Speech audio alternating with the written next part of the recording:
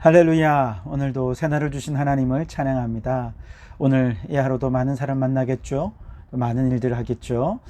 직장에서든지 어디서든지 모든 만남 속에 또 모든 일들 속에 우리의 마음을 담았으면 좋겠습니다. 진심을 담았으면 좋겠습니다. 그래서 오늘 주님 진실하기 원합니다. 사랑하기 원합니다. 그렇게 주님의 뜻을 이루는 삶을 살기를 원합니다. 그 마음으로 주여 진실하게 하소서. 우리 이 찬양을 함께하며 하루의 문을 활짝 열어 가겠습니다. 함께 찬양하시겠습니다. 주여 진실하게 하소서. 오늘 하루 순간은 주가 주신 힘으로 승리하기 원하네. 주여 나를 진실하게 하소서. 주여 사랑하게 하소서. 오늘 하루 순간을 주가 주신 힘으로 승리하기 원하네. 주여 나를 사랑하게 하소서. 아멘. 오늘 그렇게 그 어느 날보다 많이 사랑하고 많이 섬기며 주님의 마음을 전하는 오늘 이 하루가 되실 수 있길 바랍니다. 오늘 우리에게 주시는 하나님의 말씀은 고린도후서 1장 23절에서 2장 4절까지 말씀입니다. 고린도후서 1장 23절에서 2장 4절까지 제가 봉독해 드리겠습니다. 내가 내 목숨을 걸고 하나님을 불러 증언하시게 하노니 내가 다시 고린도에 가지 아니한 것은 너희를 아끼려 함이라. 우리가 너희 믿음을 주관하려는 것이 아니요 오직 너희 믿음을 돕는 자가 되려 함이니 이는 너희가 믿음에 섰음이라. 내가 다시는 너희에게 근심 중에 나아가지 아니하기로 스스로 결심하였노니 내가 너희를 근심하게 한다면 내가 근심하게 한 자밖에 나를 기쁘게 할 자가 누구냐. 내가 이같이 쓴 것은 내가 갈 때에 마땅히 나를 기쁘게 할 자로부터 도리어 근심을 얻을까 염려함이요 또 너희 모두에 대한 나의 기쁨이 너희 모두의 기쁨인 줄 확신함이로라. 내가 마음에 큰 눌림과 걱정이 있어 많은 눈물로 너희에게 쏟노니 이는 너희로 근심하게 하려 한 것이 아니요 오직 내가 너희를 향하여 넘치는 사랑이 있음을 너희로 알게 하려 함이라. 아멘. 오늘도 이 말씀을 통해 우리에게 주신 하나님의 음성을 듣게 되길 바랍니다. 지금 일본에서는 올림픽이 한창이지요. 올림픽은 운동선수들 간의 치열한 경쟁이기도 하지만 물밑에서는요 외교적인 아주 치열한 경쟁의 장이 되기도 합니다. 왜냐하면 올림픽을 계기로 많은 나라 대통령들이 국빈으로 올림픽 개최지를 방문해서 자국 선수들을 격려할 뿐만 아니라 정상들 간의 외교적인 만남을 가지면서 외교적 현안들을 해결해 가는 장이기 때문에 그렇습니다. 안타깝게도 이번 도쿄올림픽에는 코로나19로 인해서 프랑스의 마크롱 대통령 외에는 아무도 참석하지 않았다 하는 뉴스를 들었습니다. 우리나라의 문재인 대통령도 교착 상태에 빠져 있는 한일 관계를 풀기 위해 물밑에서 외교적 협상을 계속하며 방문하기 위해 노력을 했지만 두 나라 간의 의미 있는 외교적 진전이 이루어지지 않았는데다가 주한 일본 대사의 부적절한 언행으로 관계가 악화가 되는 바람에 개막식에는 참석하지 못했습니다. 이번 주일에 이제 폐막식이 열릴 텐데요. 아마 그때까지 실무진 차원에서 굉장히 노력을 많이 하게 될 것입니다. 하지만 의미 있는 진전이 이루어지지 않는다면 폐막식에도 결국은 참석하기 어렵게 되겠죠. 하지만 극적으로 막판에 의미 있는 진전이 이루어진다면 폐막식 참석을 계기로 해서 아마 한일 관계에 꼬여있는 매듭을 풀 단초를 마련할 수 있지 않을까, 또 그런 기대도 해보게 됩니다. 바울이 고린도 교회를 방문하는데도 이러한 타이밍이라는 것이 필요했습니다. 지금 고린도 교회는 분쟁과 갈등에 빠졌고 심지어 바울의 사도성도 부정하면서 비난하는 사람들까지 있는 상황이었죠. 글로에의 지편으로 그 상황을 알고 바울은 디모데에게 고린도 전서를 써서 그 손에 들려 고린도에 보내면서 상황이 좀 회복되기를 간절히 바랬지만 그러지 못했습니다. 성경을 연구하는 학자들은 디모데의 실패 소식을 들은 바울이 에베소에 있다가 급히 고린도를 직접 방문한 것으로 그렇게 파악하고 있습니다. 아마도 바울은 고린도 교회를 세운 영적 아버지와도 같은 자신이 방문을 한다면 흥분한 고린도 교인들의 마음을 가라앉히고 어느 정도 문제를 해결할 수 있을 거라 생각하며 다급한 마음에 몸이 먼저 반응해서 달려갔던 것 같습니다. 그런데 안타깝게도 고린도 교회 성도들이 바울의 방문을 아주 환영하지 않았습니다. 오히려 문전박대를 하면서 바울의 방문으로 인해서 교회의 갈등과 분쟁이 더 격화되게 된 것이죠.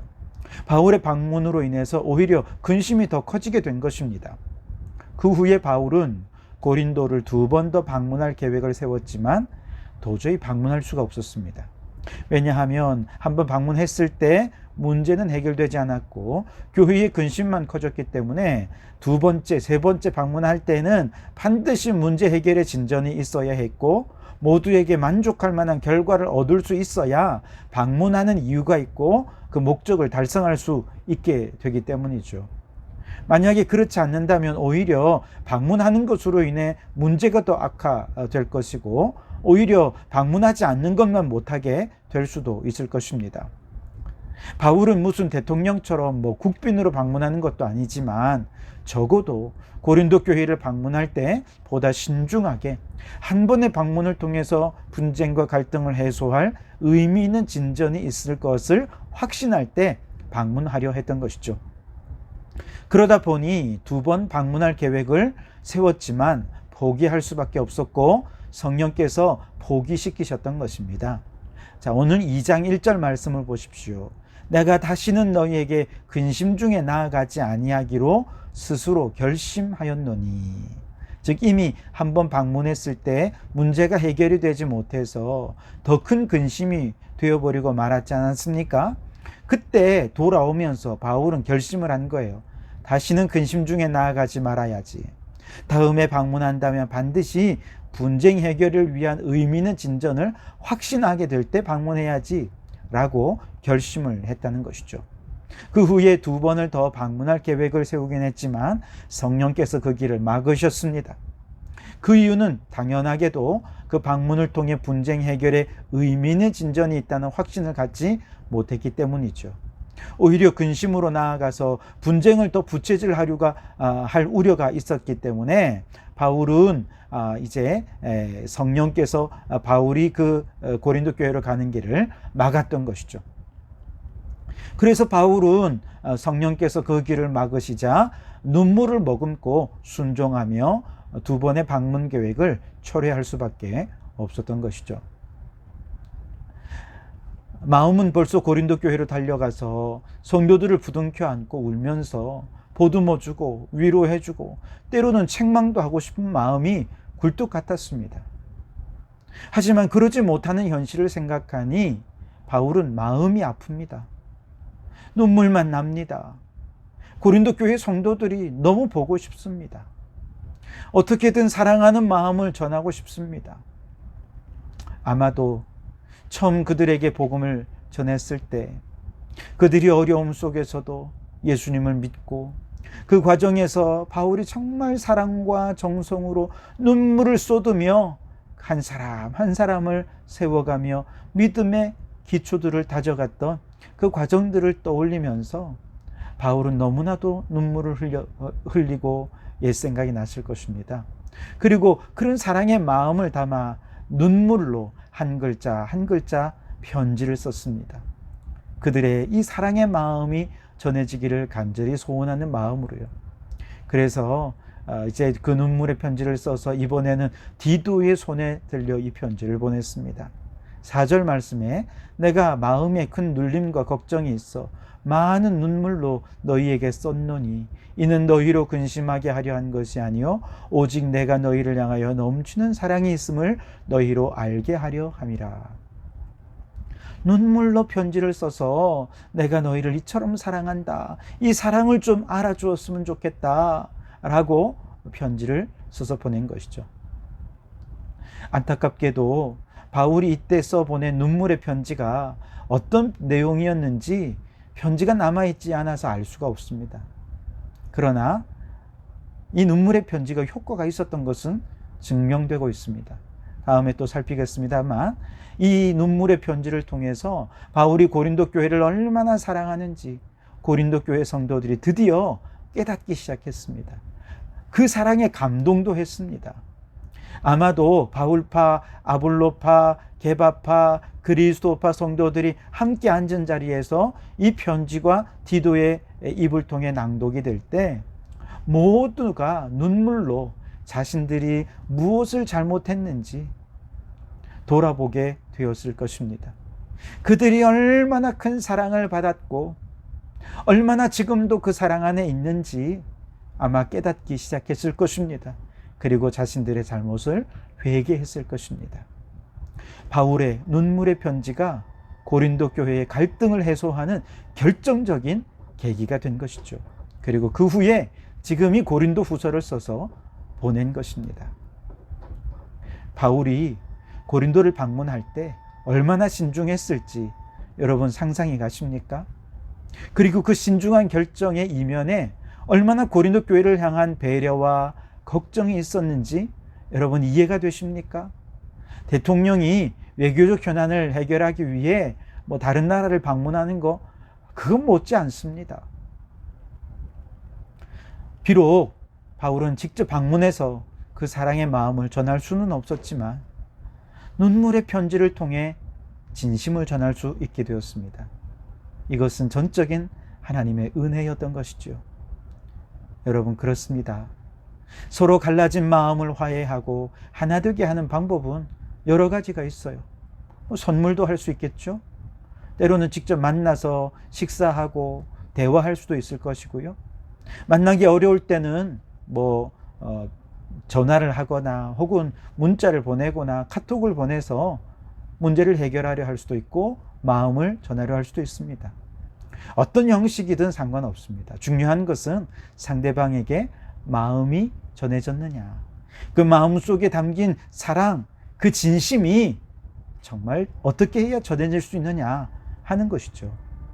결국 그 사랑의 마음이 전해지면, 그 진심이 닿기만 하면 문제는 얼마든지 해결될 수 있는 것이죠. 그 진심을 확인하면 분쟁과 갈등을 다덮고 얼마든지 화해도 할 수 있고 서먹한 마음이 하나도 될 수 있는 것이죠. 이때 성령께서 하시는 일은 어떻게든 마음과 마음이 이어지게 하는 것이죠. 우리가 계획했더라도 마음이 이어질 수 없을 것 같으면 성령님은 멈추게 하십니다. 우리가 계획하지 않았더라도 마음이 이어지게 될 수 있다면 성령님께서 그 길을 가도록 하십니다. 그래서 성령님의 명령대로 가라 하면 가고 멈추라 하면 멈추는 바로 그 지점에서 최종적으로 얻어지는 것은 마음과 마음이 이어지고 사랑과 사랑이 이어지고 정과 정이 맞닿게 되어서 화해하고 하나 되고 하나님의 영광을 나타낼 수 있게 되는 것이죠. 혹 우리 성도들 가운데 지금 코로나19 때문에 서로 얼굴도 볼 수 없고 서로 마음이 하나가 될 수 없어 답답한 마음이 있습니다. 이처럼 성도들이 흩어진 마음을 서로 하나로 이어주도록 하기 위해 우리는 지금 중보기도 운동을 하고 있습니다. 여러분, 중보기도집을 만들면서 저는 여러분 한 사람 한 사람을 떠올리며 사랑의 마음을 담습니다. 여러분이 중보기도집 함께 교회에 나와서 기도하지 못한다 하더라도 가정에서 제가 우편으로 다 보냈으니까 받아보시면서 매일 함께 기도하시면서 성령께서 그 마음에 역사하시기를 원합니다. 아, 목사님이 우리를 이렇게 사랑하고 계시는구나. 목사님이 우리를 위해 이렇게 기도하고 계시는구나. 우리의 자녀들까지도 이렇게 한 사람 한 사람을 챙기고 계시구나. 여러분, 그 사랑을 깨닫게 되기를 바랍니다. 이 기도를 통해서 사랑과 사랑이 이어지고 마음과 마음이 이어질 수 있다면, 비록 코로나 때문에 함께 예배드리지 못하고 비록 몸은 떨어져 있어도 우리의 마음속에 그렇지, 나는 성도교회지, 우리는 성도교인이지 라고 하는 한 마음으로 하나가 되어지길 바랍니다. 그 하나됨이 바로 하나님께 영광이 될 수 있을 것입니다. 그러므로 여러분, 우리 성도들의 마음과 마음이 이어지고 사랑과 사랑이 이어져서 하나된 교회를 이루어서 우리 하나님께 영광을 돌려드리는 우리 성도교회가 될 수 있기를 주님의 이름으로 축원합니다. 기도하시겠습니다. 하나님 아버지, 그렇습니다. 성령님께서 바울의 발걸음을 막으신 것은 마음이 이어질 수 없었고 오히려 근심거리가 될 수밖에 없었기 때문이었습니다. 주님, 오늘도 역시 우리 안에 성령님께서 가라 하시면 가고 멈추라 하시면 멈추는 그곳에서 마음과 마음이 이어질 것입니다. 바울의 눈물의 편지가 성도들의 마음을 감동시켰고 그 눈물의 편지 속에 성령께서 역사하시니 서로 화해와 하나됨의 역사가 일어났던 것처럼, 주님, 우리 성도교회 비록 코로나로 인해 서로 만나지 못하고 각자의 삶의 자리에서 영상으로나마 함께 예배합니다. 아버지 하나님, 영상 예배를 통해서 그리고 중보 기도를 통해서 우리 성도들의 마음과 마음, 사랑과 사랑, 정과 정이 이어지게 도와주시고 우리의 사이를 가로막고 있는 모든 담이 허물어져서 사랑으로 하나 되는 교회가 되게 해 주옵소서. 그리하여 우리 성도교회 하나됨을 통해 하나님의 영광이 나타나고 우리 모든 성도들이 각자의 삶에 있어서 어디 있든지 간에 내가 성도교회임을 깨닫고 성도교인답게 살아가는 저희들 되게 해 주시옵소서.